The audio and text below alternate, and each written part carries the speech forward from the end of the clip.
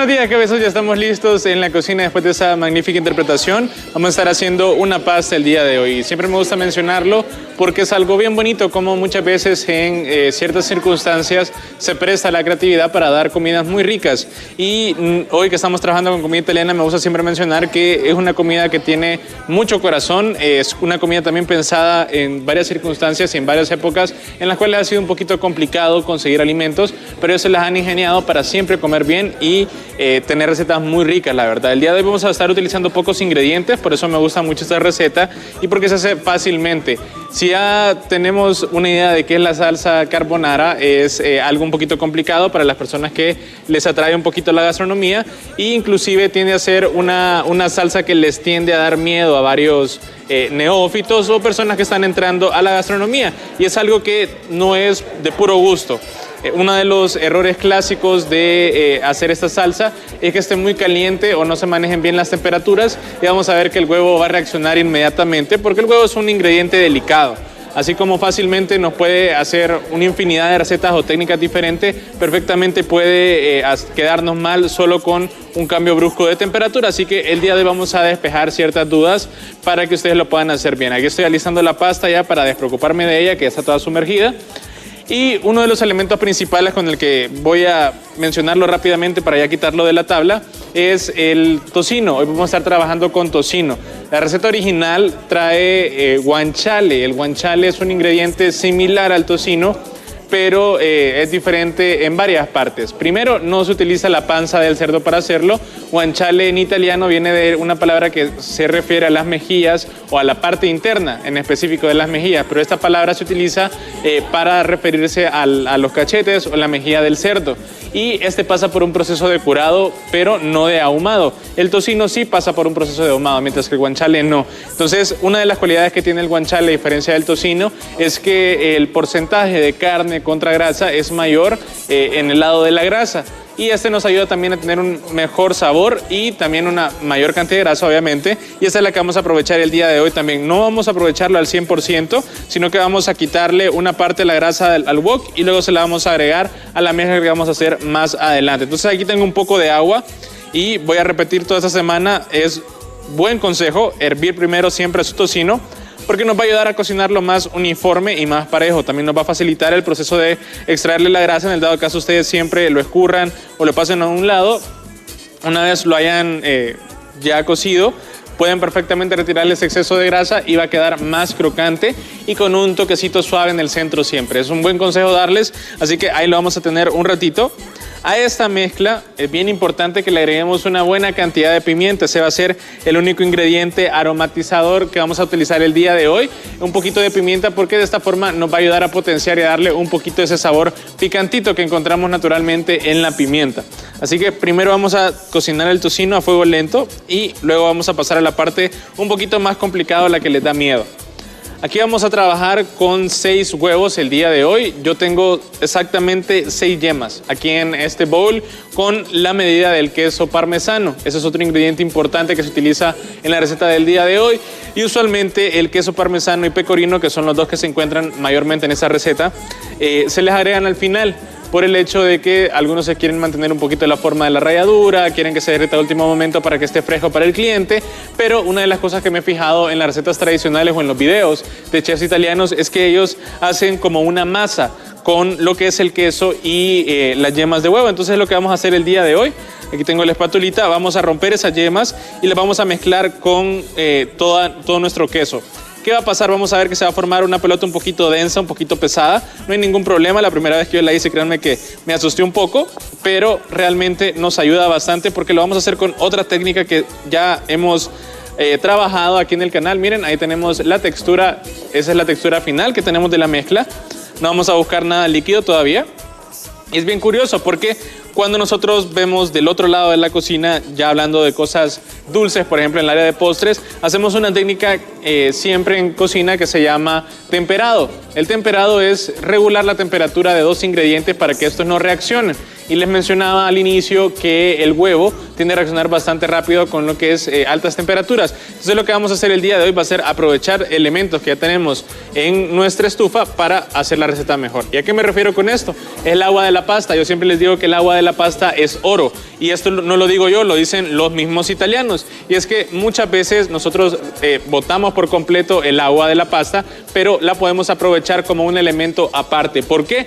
Porque esa también contiene ciertos sabores. Yo sé que la pasta es bien sencilla, es harina, semolina, huevo y quizás un poco de aceite o algún otro ingrediente que le han echado los que la fabrican, pero realmente tiene su sabor predilecto. Y les recuerdo, estamos trabajando con la base de pasta. Queremos que se sienta ese elemento, entonces vamos a estar aprovechando el agua de la pasta para temperar lo que es el huevo. Entonces, ¿qué vamos a hacer más adelante? Eso no lo voy a hacer ahorita porque igual se recomienda también hacerla al momento, esta salsa, por el hecho de que el huevo tiende a contaminarse fácilmente también. Y como estamos trabajando con temperaturas no tan altas porque no queremos hacer huevo estrellado, perfectamente puede estar entre el rango de temperaturas que se contaminan o se estropean fácilmente. Así que mucho cuidado. Siempre les voy a recordar eso cuando trabajemos con huevo crudo, más en específico cuando estemos haciendo mayonesas caseras, salsas holandesas, el aderezo para la salsa César, todos esos elementos que utilizan huevo y más en específico crudo, que no tienen una temperatura o no pasan por una temperatura alta por un proceso en el cual esté inocuo, tengan mucho cuidado. Siempre lo hagan al momento y no lo hagan para llevar, por ejemplo, porque no sabemos qué puede pasar en todo este proceso y lo que menos queremos es enfermarnos del estómago. Así que mucho cuidado. Entonces, cuando ya tengamos listo nuestro tocino, ya esté bien doradito, vamos a retirar la pasta del agua y la vamos a colocar directamente con el tocino. Vamos a comenzar a saltear, vamos a hacer que esa grasa se comience a adherir a los tallarines y de esta forma ya cuando ya lo tengamos listo vamos a bajar la temperatura, le vamos a aportar un poco de esa agua de pasta a este bol que tengo, voy a remover bastante energéticamente y luego se lo voy a agregar al wok. Esto lo vamos a hacer en la segunda parte porque es un proceso muy rápido de hacer.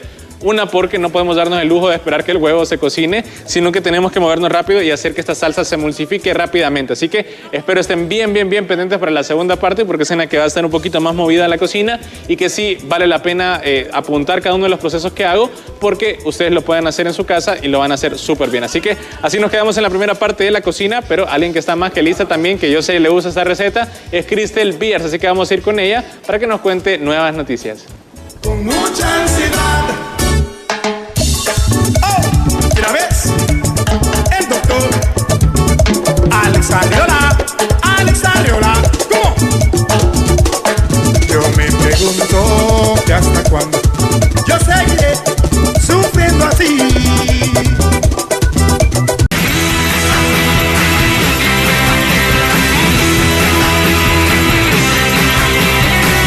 Muchas gracias, Felipe. Ya estamos listos en la cocina también para terminar el platillo del día de hoy. Como les había dicho, vamos a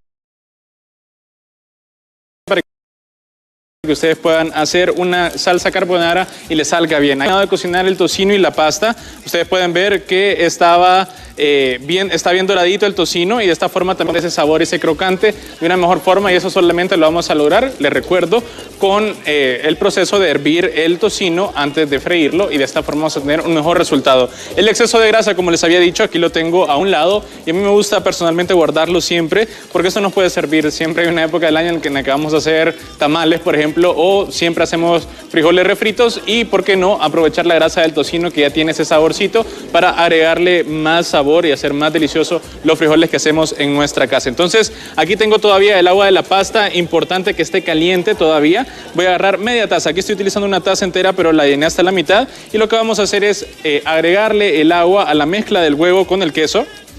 Vamos a ir por partes y vamos a comenzar a remover rápidamente. Ese es el secreto, este es prácticamente el mismo proceso de temperado que hacemos con la repostería y con los postres, así que de esta forma vamos a mejorar, por así decirlo, el proceso de hacer esta salsa. Y es que cuando hacemos esto vamos a permitir que se mantenga en forma líquida todavía cuando lo agreguemos al fuego, así que de esa forma no vamos a tener este efecto de huevo revuelto, que usualmente siempre es lo que se le tiene miedo a esta receta cuando se hace y no se respetan bien las temperaturas. Entonces, de una vez tenemos nuestra mezcla ya temperada del huevo, se la podemos comenzar a agregar al resto de la pasta que todavía está en el fuego.